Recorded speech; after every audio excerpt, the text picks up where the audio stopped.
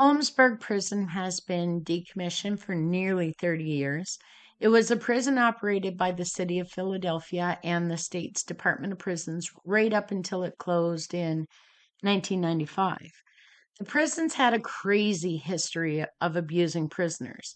That we'll likely cover in a second video.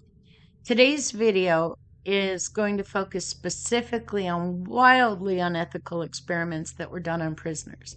Some will say they chose to participate in the experiments because they received small monetary rewards, but you'll soon see that's problematic.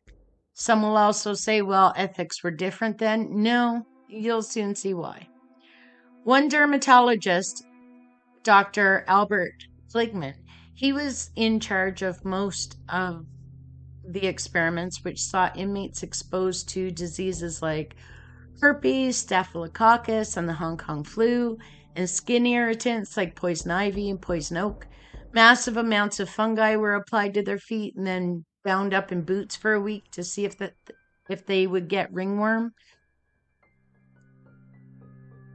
along with fungal infections. They were given infections from various varieties of yeast. Cosmetics were tried on them. Then they were exposed to chemicals that blistered their skin, others that corroded the skin, like carbonic and sulfuric acid, and other chemicals like dioxins and radioactive isotopes that come with a high risk of cancer. There was direct radiation exposure with microwaves. Then there were psychoactive drugs and the surgeries, where inmates were required to exert themselves and then immediately have sweat glands surgically removed for study, and another surgery that involved hair transplants, still others that involved parts of organs. Think that's a lot? Oh, it doesn't end there. Like I said, that there were other surgeries. They would take a piece of a corpse and sew that into the backs of some of the inmates to see if the dead pieces would be reinvigorated and begin to grow. And if that's not bad enough, some inmates suffered the torture of having their fingernails pulled out. So as you can imagine, many of the experiments left the inmates with terrible pain, and many would have long-term health impacts like cancer and permanent skin issues. This despite many being told that there would be no side effects at all. The prison doctor often treated symptoms without even finding out first what was causing the symptoms. So the treatments failed, or they were improper, or only lengthened the agony that the inmate had to go through. It's not like they were giving these folks good care afterward to make sure that they didn't get sick. The prison was a virtual cesspool with water leaking in parts of the prison, conditions that allowed for contagions like the Hong Kong flu to spread throughout the population. Companies like Dow Chemical and Johnson & Johnson and government groups like the U.S. Army paid Klingman for some of these inhumane experiments. It's estimated that 80 to 90% of the population of inmates in a prison that housed about 1,200 inmates at a time were experimented on. The inmates were seen as property of the state, and so experimenting on people who allegedly committed crimes, well, that was the attitude. No thought was given to their human rights, their health and well-being, the conditions of their so-called consent. And let's talk about that consent. During the experiments, inmates were paid, and the payments were usually better than other prison jobs, so there was an incentive. However, this is also a captive audience with little opportunity to make choices around income. Add that to the fact that during much of the time that the experiments were being conducted, prisoners had an added incentive, their freedom. They were able to do sentence buyback in those days. That is, they were able to pay the prison for up to a 10% reduction in their sentence. Now, one prisoner would describe the involuntary consent like this, quote, "I was in prison with a low bail. I couldn't afford the monies to pay for bail. I knew that I wasn't guilty of what I was being held for.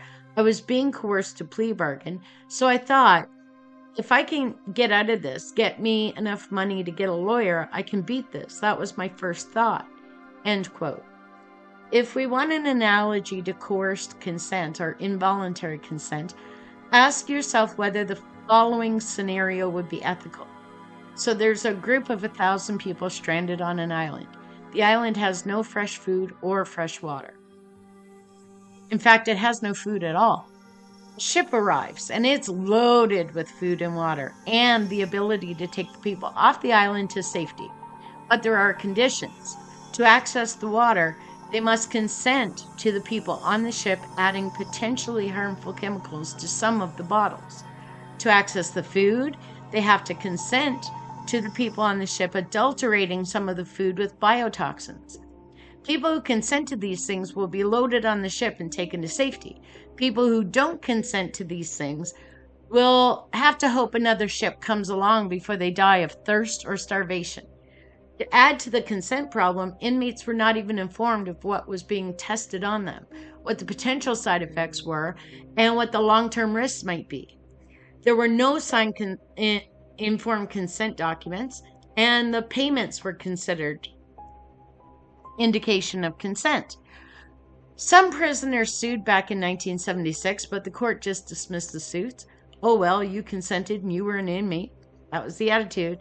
Also, there was no malice because the court unbelievably said, quote, "There is no evidence in the record of malice. The primary purpose of allowing the medical experiments is to provide a source of income for the inmates. They didn't just make up experiments, so that the inmates could earn an income." Unfreaking believable.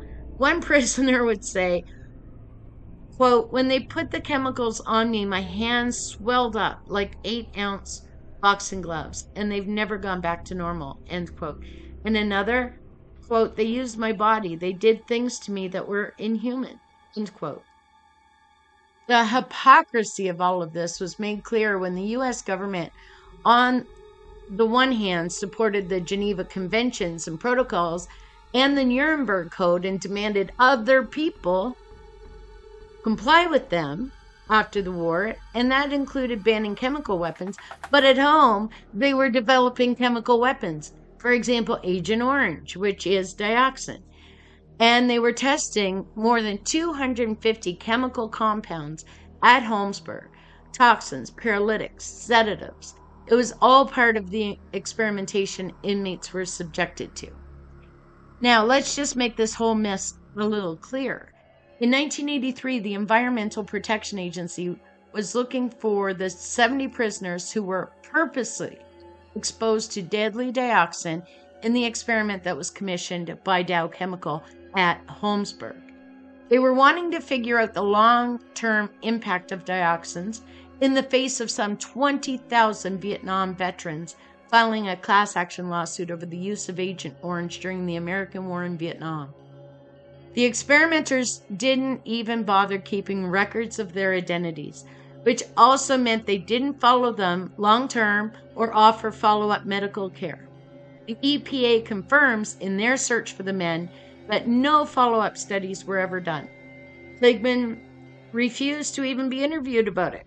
He dismissed concerns when speaking with the New York Times with, quote, "All those people could have leukemia by now, about 1 chance in 20 billion, and I could be hit by an asteroid when I walk out on the street, but I don't think I will," end quote, minimizing completely what these people have gone through and the risk, the actual potential of harm to them. This was despite being warned, and Kligman was warned, that dosages of the same dioxin in very small amounts was always fatal in laboratory tests on animals. The only records that provide some idea of identification were that they were primarily black men between 21 and 49 years old. Because the men were not told what was being used on them, they could hardly even be expected to come forward and self-identify either. They had no clue. The FDA investigated but allowed the experiments to continue, but for a little suspension over record keeping, and the whole mess was not even shut down until 1974. Afterward, the lawsuits began pouring in. Unfortunately, a class action suit was declared out of time and dismissed against Kligman, Johnson and Johnson, the University of Pennsylvania. But hey, eventually the city, the state, the College of Physicians, and the university would apologize for what they did, and in the case of the college, for not speaking out. And in 2006, a federal panel of medical advisors, having put all that behind them, forgotten the history, recommended that the government loosen regulations that limited the testing of pharmaceuticals on prison inmates again. Thank you for listening. If you're enjoying these videos and you want to see more, please click the subscribe button and hit those notifications so that you don't miss any uploads. We appreciate you. Thanks.